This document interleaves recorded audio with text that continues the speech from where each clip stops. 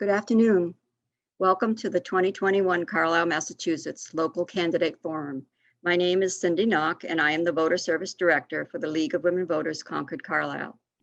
Our forum is being held virtually, of course, due to the pandemic. The town caucus, which in Carlisle is called the Citizens Caucus, was held on May 13th and resulted in all but 2 open seats having at least 1 candidate nominated. The Board of Health had 2 open positions and no nominations at the caucus or by petition, which had a deadline of May 17th. Since that deadline, a write-in candidate has come forward for one of the positions on the Board of Health. Voters must include the full name and address of a write-in candidate when filling out their ballot. There is one contested race this year, and it is for a 3-year position on the Select Board. This league-moderated forum is for that contested race.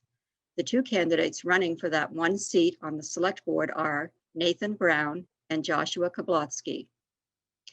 The other 9 candidates running in the uncontested races are as follows.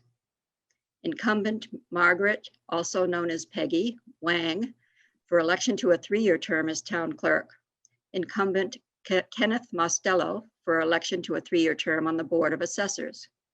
Incumbent Christine Stevens for election to a 3-year term as a library trustee. Incumbent Adelaide Grady for election to a 3-year term on the Planning Board. Incumbent Peter Yelly for election to a 3-year term on the Planning Board. And incumbent Sarah Smith for election to a 2-year term on the Planning Board. Carrie Patel for election to a 3-year term on the School Committee, and incumbent Wayne Davis for election to a 3-year term as town moderator. David Erickson of 237 Fisk Street is the write-in candidate for a 3-year position on the Board of Health. There is one other open position with no known candidate at this time for a 3-year position on the Board of Health as well. This forum is being recorded and will be posted on the lwvcc.org website for later viewing. Please check the town website, carlislema.gov, for specific information about mail-in voting and early in-person voting for the June 22nd election. Now, I am pleased to welcome Lynn Brodsky, who will moderate today's forum. Lynn is the Voter Service Director of the League of Women Voters of Winchester and is a league-trained moderator. Thank you, Lynn, for joining us today. Thank you for inviting me. Carlisle, a unique and beautiful city in the woods, run in large part by volunteers and with no business tax base and a heavy tax burden on residents. Some say living in Carlisle is like living in a bubble, but Carlisle is subject to state and federal laws and mandates and not immune to the effects of climate change or systemic racism. Many of the questions we have received relate to these issues and topics. So we will start with a warm-up question, and the answer, please, either yes or no, or I don't know. Do Lynn, you think— Lynn, actually. Oh, the opening statements, thank you. Yeah. I'm not the first moderator to make that statement. Yes, so the candidates, please each make an opening statement. You each have 2 minutes for your opening statement. And we picked at random that Josh Karlotsky will be the first candidate who will give their opening statement, and Nathan Brown will be the second candidate that will give their opening statement. For each question thereafter, we'll alternate that order, and the closing statements will be in reverse order from the opening statement. So a 2-minute opening statement. Josh is first. Thank you. I'd like to thank everyone watching this forum. Taking time out of your day to better understand the candidates is an act of civic engagement. And civic engagement is the basis on which our community functions. I would like to thank the hosts of this forum, the League of Women Voters. Their role in helping to educate the voters in town is an important and valuable one. I would also like to thank the 3 individuals who nominated me for the Select Board, David, Kate, and Jerry, with whom I have served on 3 different town committees. Since 2010, I have served on the School Committee, the Long-Term Capital Requirements Committee, and the Municipal Facilities Committee. I'm honored that, having seen my contribution to those committees, they believe my service to the Select Board would be helpful to the town. I am deeply grateful for the implicit compliment. I want to serve on the Select Board for 2 reasons. The first is that I believe in giving back to the community in which I am raising my family, and I feel I have much to offer. Second, I want to serve because there are aspects of our town that I value I believe others value too, such as our excellent schools and our beautiful, peaceful environment that I wish to preserve. I believe that I offer a fresh perspective that will be increasingly important as we need to consider how to adapt to a changing environment while guarding our most treasured values. I'd like to think my influences on the school were many, but I'm most proud of how I encouraged the district to look towards and plan for the future, to consider ways of maintaining, even improving excellence in education while being budget conscious. On the long-term capital requirements committee, I pushed the town to consider its future needs, not just its present ones. I pushed for the formation of the municipal facilities committee, initially serving as its chair. I built recognition that the town facilities were critical assets, but depreciating ones that require attention to appropriately maintain. In all matters, I acted with the town's money as if it were my own, because as a taxpayer, it is. Because we face so many challenges ahead in town, I would be leery of any candidate who based their candidacy on a single issue. And thus I asked for the town's vote because of my values and my approach, not because of any single issue. I would appreciate your vote on June 22nd. Thank you. Thank you. And Nathan, you have 2 minutes for your opening statement. Great, thank you. And I also want to thank the League of Women Voters of Concord Carlisle for hosting this and moderating this forum, and all the attendees for taking their time out. I also want to thank Josh for also running. I've worked on a few issues and committees with him, and I've always enjoyed his viewpoint and enjoyed working with him. I've called Carlisle home since 1999. I was drawn to Carlisle due to its small size, its rural nature, and the people in the community. I've been involved in town government activities for over 14 years. My first foray was the Highland 2 Committee. I was then elected to the Planning Board. I served for 2 terms, but 1 year short of the full 6 years because I was elected to the Select Board, where I served 2 terms for 6 full years. I've been on a number of other groups, some with Josh, the Historical Commission, the Facilities Committee for a while, the IT Working Group, the School IT Committee, Affordable Housing Trust, just a few that come to mind. People have asked me why I left the Select Board a year ago. The honest answer is that I had a lot going on personally, and I felt that I really didn't have the hours required to adequately represent you all. While I knew I would miss it tremendously, I also believed that I might try someday to return. I didn't expect to miss it as much as I did, or to attempt to return as soon as I am. However, I realized just how much fulfillment serving the town gave me. And happily, my life situation has returned to normal, and I can once again dedicate the time required. As a board member, and particularly as a chair, I feel that I was always honest, fair, and open. In fact, I believe that public input, involvement, and discussion is critical to ensure that we make the right decisions. I will always keep an open mind and listen until it is time to make a decision.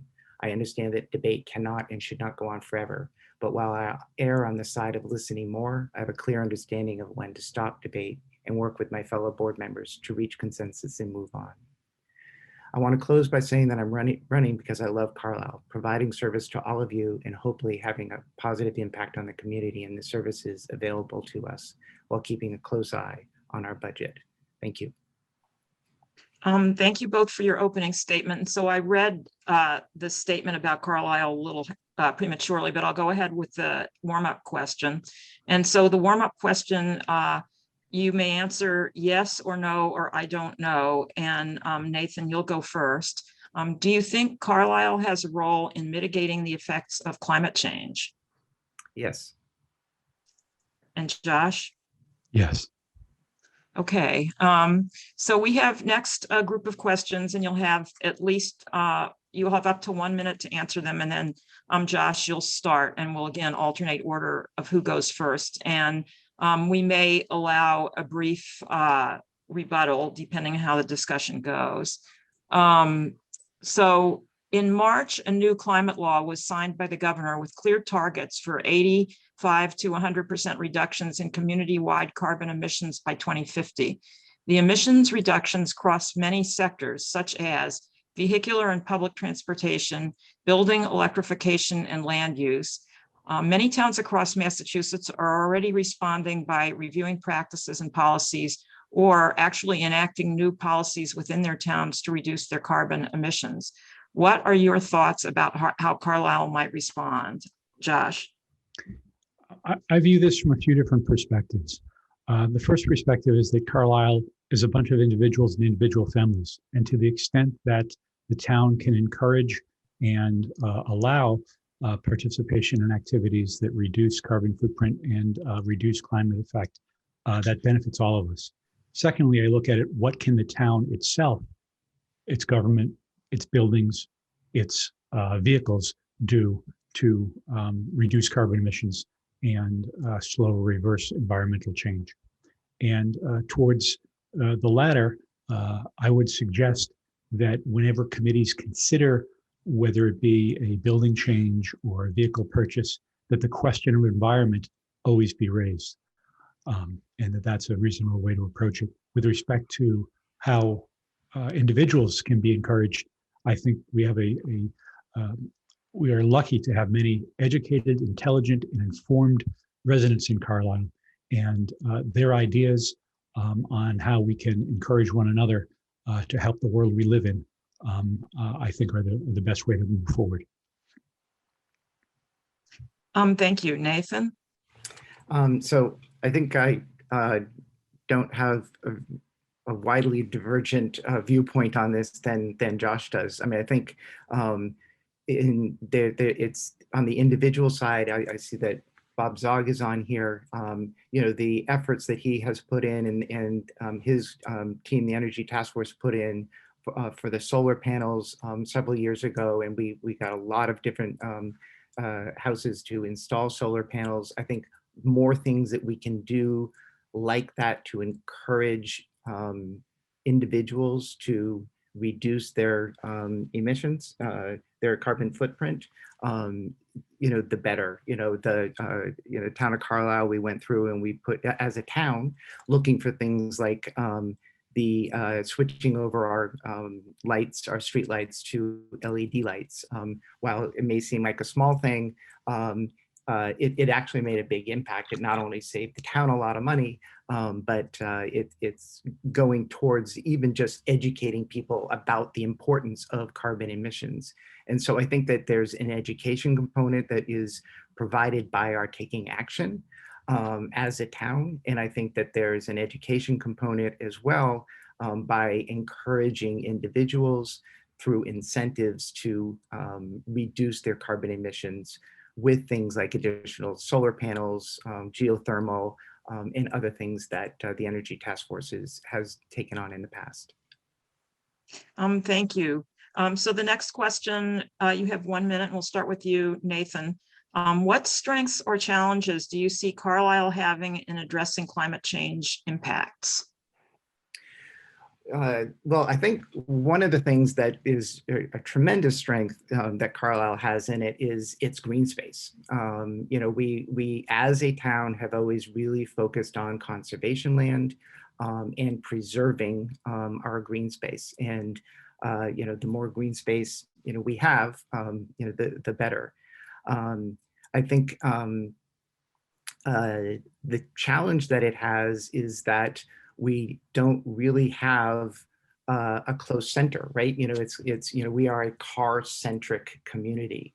And so, you know, if you live in Carlisle, you must have a car, you must, drive in order to be able to, get your groceries and well, less so now get to work, but, that will probably change.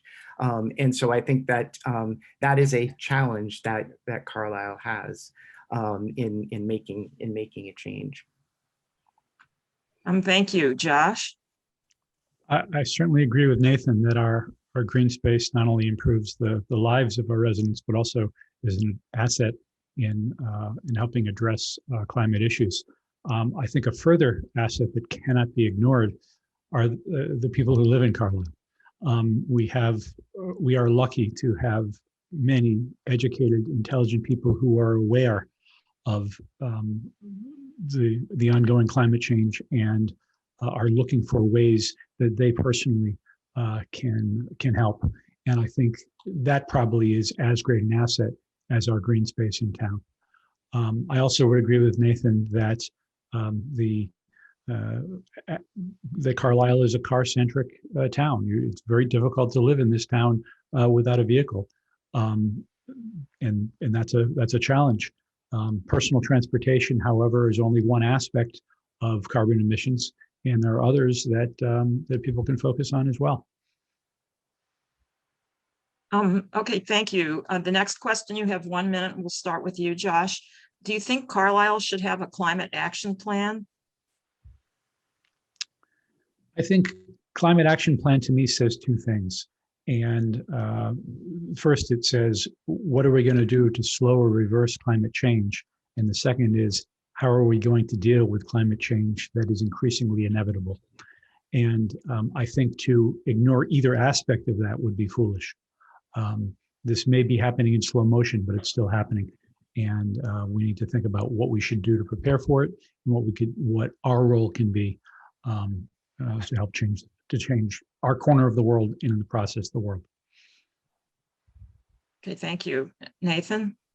I think that Carlisle should have an action plan that is regional. I think that we should engage with our neighboring communities, engage with the state, and figure out how to address and how to create a plan on a more regional level. I think an action plan that focused just on Carlisle, I don't think would have the impact that we would really want it to have in order to make the change that we have to make in order to stop climate change. Okay, so thank you. We're going to move on to another topic, and we're going to start with a warm-up question, which you can answer yes, no, or I don't know. Do you think Carlisle has any issues regarding diversity, equity, and inclusion, also known as DEI, in our town government, services, or the community at large? And Nathan, I will start with you. Yes, no, or I don't know. I think yes. Okay, and Josh? Yes. Okay, thank you. So the next group of questions is in this, some are in this general category and some others. And in these questions, you have up to 30 seconds to answer. By way of introduction, some of Carlisle's neighboring towns have established diversity, equity, and inclusion commissions to assess and address both acknowledged and potential problems. For example, the Select Board and Sudbury created a Sudbury DEI Commission to support diversity, achieve equity, and foster inclusion for every member of this community, respecting all aspects of identities. And that was a quote from their statement. The Carlisle Public School has formed a DEI advisory council, and Concord Carlisle High School has hired a DEI director. The town of Concord is conducting a DEI audit of its governmental services. So the next questions, you have up to 30 seconds. And I lost my count. Josh, I think you might be first on them. Do you support appointing a town-wide Carlisle DEI commission to assess and address issues around diversity, equity, and inclusion? I think such a commission would need some direction from the town instead of just go look at diversity. And the direction I have in mind is thinking about diversity in multiple ways. As a member of a group that has historically been discriminated against, I'm very sensitive to unwelcoming statements and actions that can be made on part of our neighbors. And I think we need to look at how welcoming we are to culturally, ethnically, racially, religiously diverse population. Secondly, I think in town government, we have to look both at how we deliver services and at who delivers those services, and if that represents appropriately the diversity that exists in our community or that we wish to exist in our community. And I really think those two need to be the focus of our diversity issues. Okay, thank you. Nathan? Yes, I do think that the town should create I'm sorry, I forget what you called it, the DEI. I do think that Carlisle should create one of those. I agree with Josh that the direction is important, and ensuring that the end result is something that is meaningful. But I do think that Carlisle, that we should institute one. Okay, and I'll just say for the future questions, if you need me to repeat reading the question, feel free to ask. Nathan, the next question up to 30 seconds. How would you approach having Carlisle satisfy the state's requirement that 10% of the housing stock must be affordable? So I think that, the state's requirement of 10% being affordable is in order to avoid 40B type of developments. And so I don't know, honestly, how we do that in Carlisle.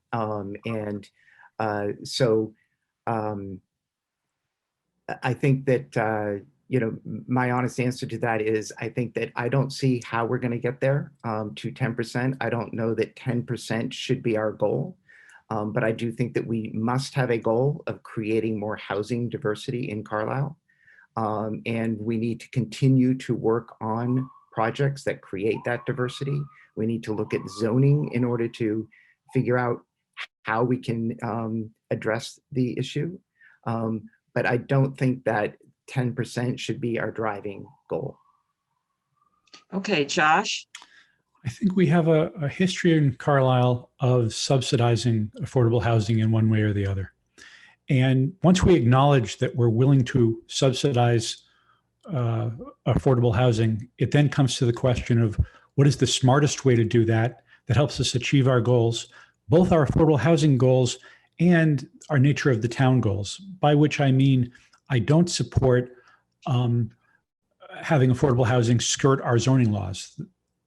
But I do believe we can, with town subsidies and creative ideas, figure out ways to build more affordable housing in town and create more affordable housing in town. It's just a question of how much we're willing to pay and what it looks like. Okay, thank you. And I've received some instruction that you have up to 1 minute for the subsequent questions. So the next one, Josh, we'll start with you. Would you support exploring bringing the Carlisle Public School? Absolutely.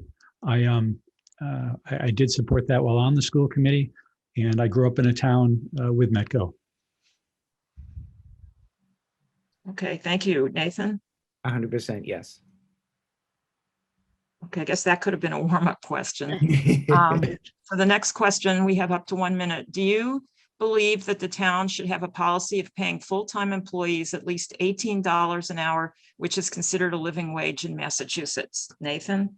I'm sorry, could you repeat that question? Yes. Do you believe that the town should have a policy of paying full-time employees at least $18 an hour, which is considered a living wage in Massachusetts?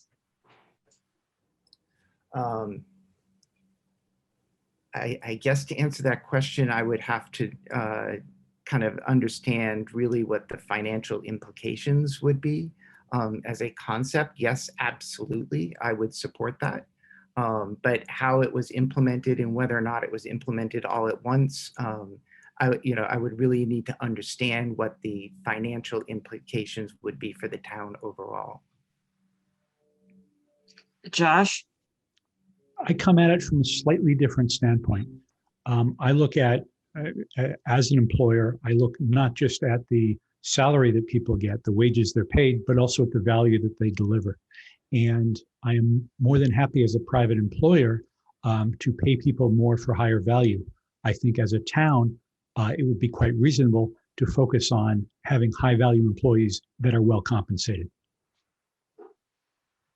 Okay, so the next question, do you support the Carlisle Affordable Housing Trust Initiative to build 1 to 2 affordable family homes per year in conjunction with Habitat for Humanity of the Lowell area, similar to such housing in Westford and Concord?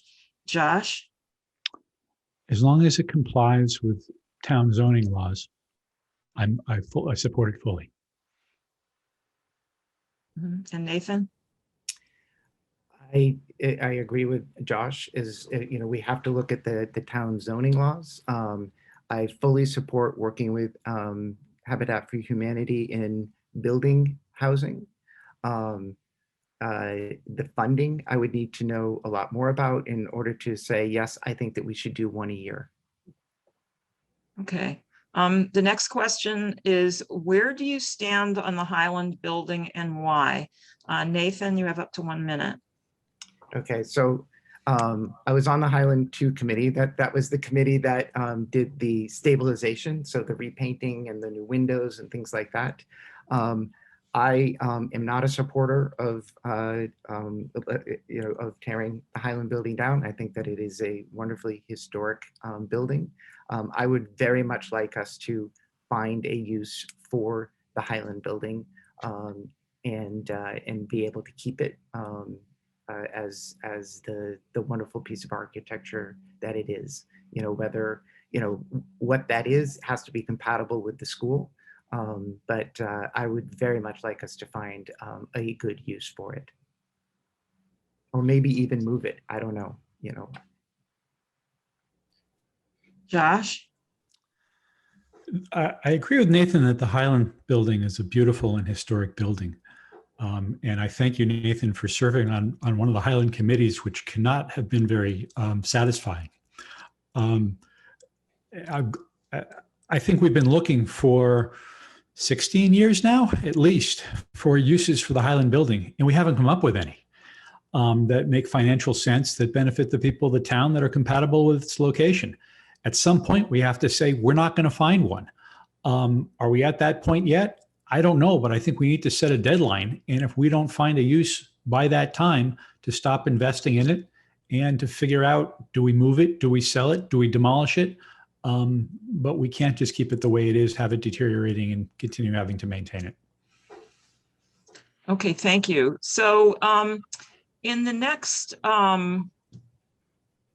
section, we want to introduce some questions from the audience. And so how we're going to do this is the public submitted some questions ahead of time, and people who are watching hopefully are submitting some questions via the chat function.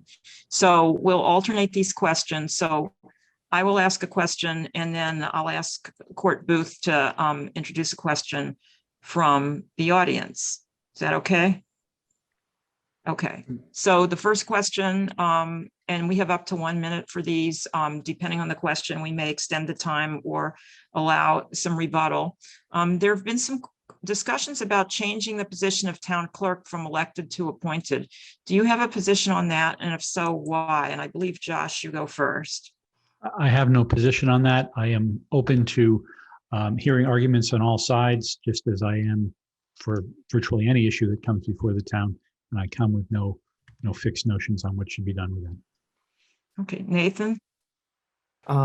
So I guess I don't feel incredibly strongly about it, but in the past, and I guess my inclination would be to make it an appointed position. And the reason for making an appointed position would be if we're in a situation where for an elected position, we've been very, very fortunate to date where we have had people who have run and who have been elected who were very, very good, very talented, and very effective and dedicated in the role. I worry about an instance where if you look at what's going on with the Board of Health, where we don't have people running for the position, this is such a critical town position. If we have somebody that does not have the experience that we've been so lucky to date with, who is elected into the position, then we could have some serious problems in town. And so I worry about that. I, in the past, on the selectmen, was supportive of discussions and initiatives to potentially make it an appointed position. Okay, thank you. So Court, do you have a question from the viewers? No, I don't. And we do invite people to go to the chat. Cindy, I believe, has some coming in. I have a question that someone texted me because they couldn't get on their computer and come in, so they dialed in from their phone and they can't access the chat apparently that way. So they texted me a question, and that is regarding the maintaining or living within the current zoning bylaws for affordable housing. 2-acre zoning requirements are viewed as working against affordable housing efforts. Would they consider changing zoning laws? And if not, why not? In order to facilitate getting to our 10% affordable housing. Okay, thank you. So Nathan, you would go first on that one. Up to 1 minute. Yeah, so so would I support zoning bylaws to allow more affordable housing? I think there are certain types of zoning changes that we could make that could change the nature of the development. More cluster. We already have some of those for the senior residential. The new one out on Bedford Road, those are not affordable.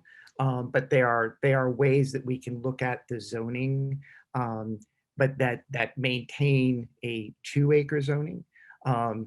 I would have to see a lot of the science and understand a lot of the implications before saying that we should change from an across the board 2-acre zoning.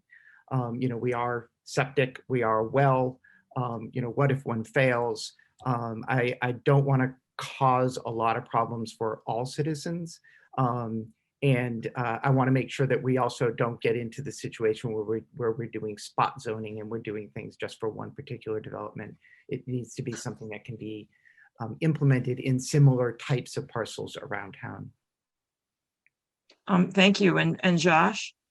I agree with most of what Nathan said, and I want to add that 2-acre zoning is part of what makes Carlisle green, is part of what keeps our open space and part of what makes our environment beautiful and peaceful. And I think it's important to preserve that. I think we have to look for ways to preserve that. I've already spoken about how with affordable housing, the town has already been in the position of subsidizing it. So then it's simply a question of finding ways to subsidize it that are economically viable and don't require fundamental changes to town zoning laws. I think the accessory apartment bylaw is a perfect example of that, where we still maintain 2-acre zoning, but we provide an avenue for affordable units. Okay, thank you. So I'm going to ask a question that was provided by the voters before the debate. To what extent should Carlisle partner with neighboring towns to provide municipal services? And Josh, you would start. I think to the extent it makes sense. There are things that we value in this town, such as the education, such as our green space, and those we have to guard jealously. And everything else is on the table. We have to take a fresh look at, a fresh perspective at, in order to see what the most cost-effective way to do it is, in order to preserve those things which are most valuable. So I am open to partnering with other towns for any and all services, with an eye towards the pocketbook of the Carlisle taxpayer and preserving those things which are most valuable to us. Nathan? I really don't have a lot to add to what Josh just said. I mean, I think that we do need to look at where it makes sense for us to do it. I don't think that we should do it just for the sake of doing it. I think we need to really understand what is the value to the town. Certainly there's a huge value in our reducing costs to the town, but there's also a value in many cases of us providing the service directly. And that's part of what makes Carlisle and part of what makes Carlisle the community that it really is. So I think that absolutely where it makes sense, we should do it. But we just need to be very, very careful that we're not changing things that we don't anticipate changing just to save some money. Okay, do we have any questions from the audience? Yes, we do. We have a 2-part question. I think I'm going to pose it to our candidates one at a time. The first one reads, both of you have extensive experience working on town committees. It's often the same people serving year after year. How do you think a more diverse population can be convinced to serve? And I Okay, believe so that goes to Josh, if I'm, excuse me. Nathan, I think would be Nathan, next. thank you. Yeah. Yeah, so when I think of the challenges that Carlisle is facing and is going to face in, even more in the future, it is the volunteerism. We have an absolutely amazing staff, and we have an amazing group of volunteers who help, manage, strategize and keep the town moving forward. It does fall on a small number of people. And, I think that some people are a little worried to get involved because they realize just how much they're going to get sucked in because they see how many committees so many people are on. And I think Josh and myself are really, really good examples of that. I think that we need to look at how we get more people involved. And I think that we need to look at all of our committee charters. And I did this also as a board of selectmen, where some of them, I even insisted that somebody didn't have to be a resident in Carlisle.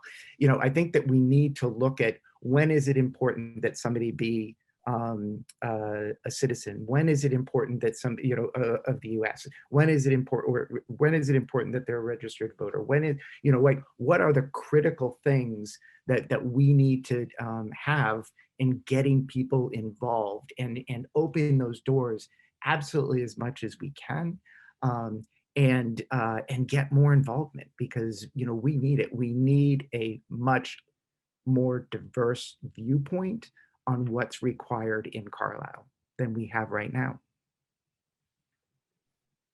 Okay, and Nathan and Josh.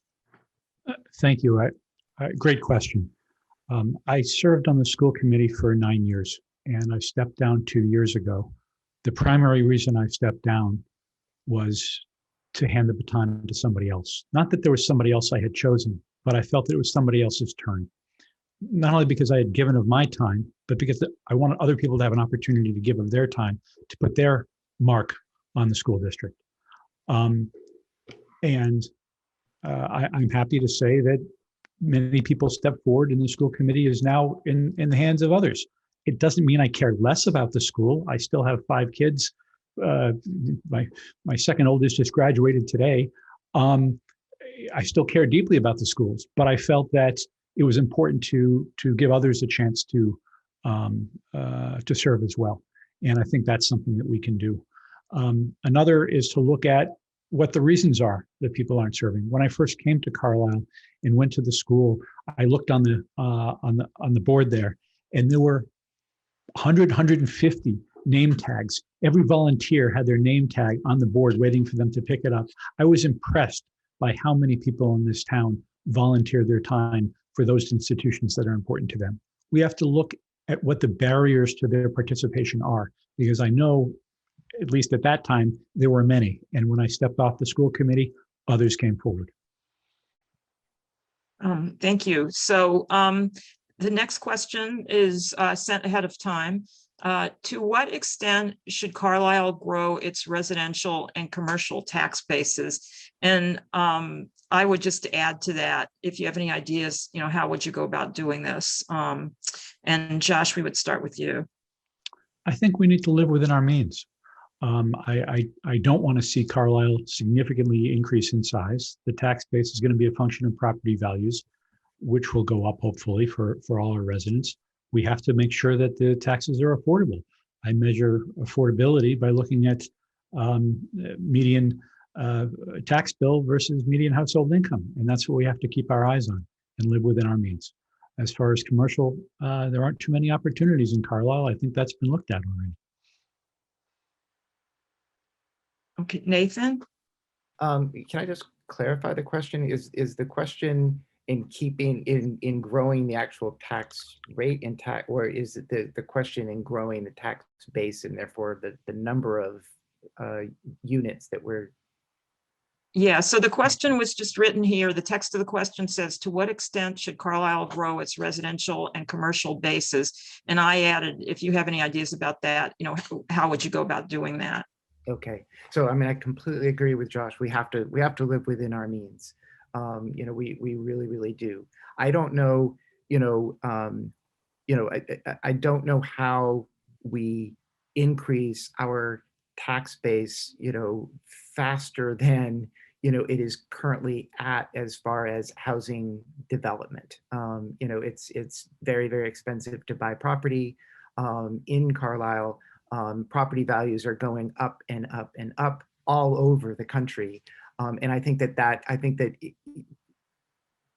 increasing revenue will go up because the values are going up. But I think that increasing that standard base is going to be very, very hard because houses are becoming more and more and more expensive. On the commercial side, we charge the same rate. And, maybe there's something that we could do. I'm not aware that we have looked at all in how to bring in more commercial. And whether or not, at some point it makes sense to create a differential rate for commercial enterprises. Perhaps the long-term, the planning, the town planning committee is going to be addressing that.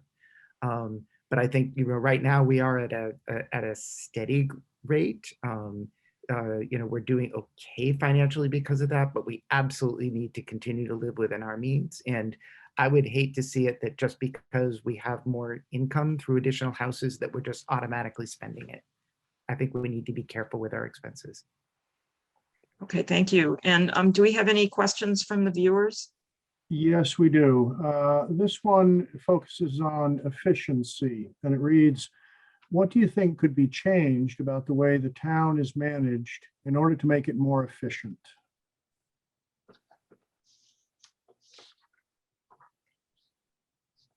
And I believe that is Goes to Nathan. Nathan. Yeah. So I think it's a really, really difficult thing to do because just thinking about, what immediately jumps to my mind in efficiency is, kind of the town management structure. And I think that one of the difficult things there is that, the way it's structured now is individuals report into individual boards. And I think we need to look at that and figure out how we can restructure that, where where it's easier for there to be cross-training and there's easier for there to be more collaboration and less silos within town hall. I do think, though, there is also a tremendous amount of opportunity for us to use technology to make things a lot more efficient. We saw a little bit of it with COVID. You can now get your transfer station sticker online. I think that there are huge leaps and bounds that we can make there by jumping into technology and using less paper and doing more archiving and making things more efficient in that way. Those are just two that just pop to mind really, really quickly here. Okay, and Josh? So in terms of efficiency, I think in three different categories. One category is to what extent does partnership with other towns make sense?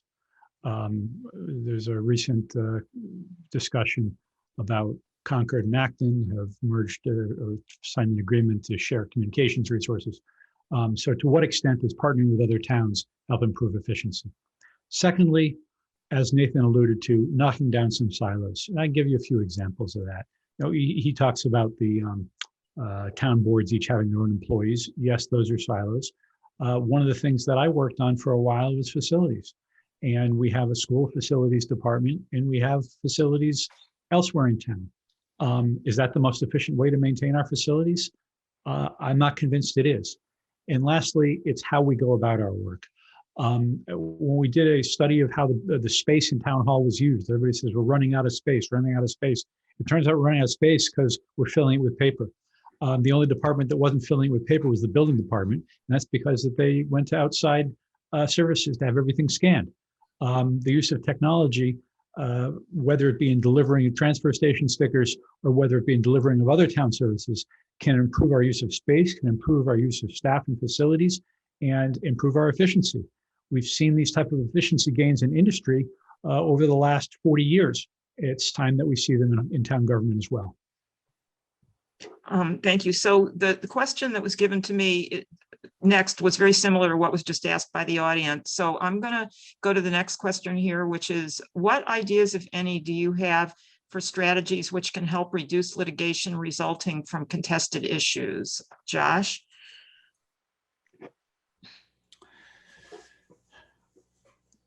I think the two different aspects of it. One is policy, and the other is prevention, and the two couple with one another.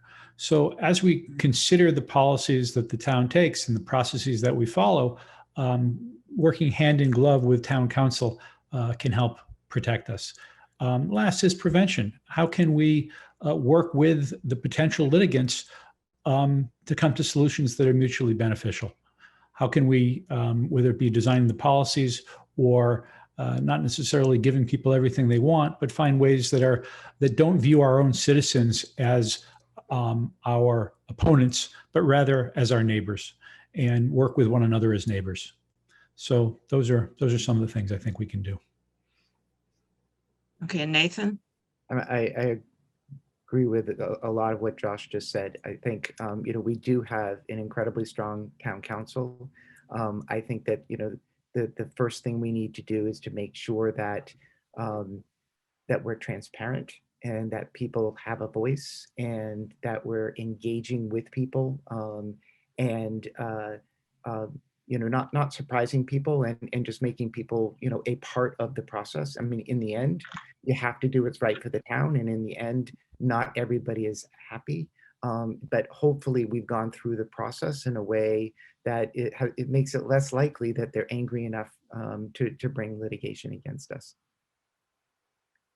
Okay, thank you. So I have been advised by a timetable that we should go ahead to the closing statements, and you each have 1 minute for those, and in reverse order from the way we did the opening statements. Nathan, you would go first. Great. Well, thank you again, everybody. This has been really, really great and very insightful questions. I just want to say that, I am excited to be running for the Board of Selectmen. I'm excited to be running, I guess it's not with Josh, but Josh and I are both running.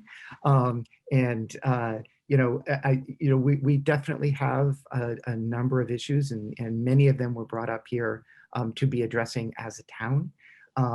And we also have to do a lot of planning. We have a lot of long range planning that we need to be addressing. And I am really, really excited to be, at the potential of going, back on the Board of Selectmen and working with that team to address these issues and to drive Carlisle forward and to do so in an open and transparent manner. So thank you all very much. Thank you. And Josh? First, I would like to thank Nathan. Thank you for serving the town. Not everybody realizes this takes a lot of time, and it takes a real commitment. And regardless of which one of us wins this race, one of us is going to be spending a lot of time in town hall and in reviewing memos. And I appreciate the work that you've done over the years on select board and else and on other boards. Most of us who live in Carlisle could live anywhere, but we choose to live in Carlisle. Each resident has their own reasons, but there's some common ones. And those common ones, I think, are ones that we need to protect and we need to ensure that we preserve. In order to keep those, we probably have to change other things, given that we're living in a changing environment on a state and federal level, and on a revenue level. So I think fresh thinking is required in order to preserve that which we value, and change, be willing to change all else. Nathan commented before that we've got to be careful that when we make a change that we don't make things worse. It's effectively what he says. And while I'm not interested in making anything worse, I also recognize that fear of change can be an impediment. And sometimes it takes a risk and it takes courage to make changes. And I feel that I have that, tempered with the wisdom of how do you navigate an organization such as town government, and the many people of town who have varied interests. I have no specific agenda of change other than to jealously guard our excellent schools and our beautiful environment. And I want to do so with values that value my neighbors, that at the end of the discussion, even if we disagree, we do so with a handshake and warm feelings. And that's what I hope we've done today. Okay, thank you. And so I will return the control to Cindy, who has some closing statements to make.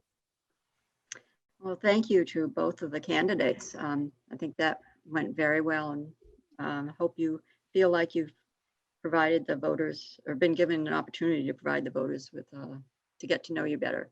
I want to thank the forum attendees and the league volunteers for your time, attention, and dedication to the democratic process.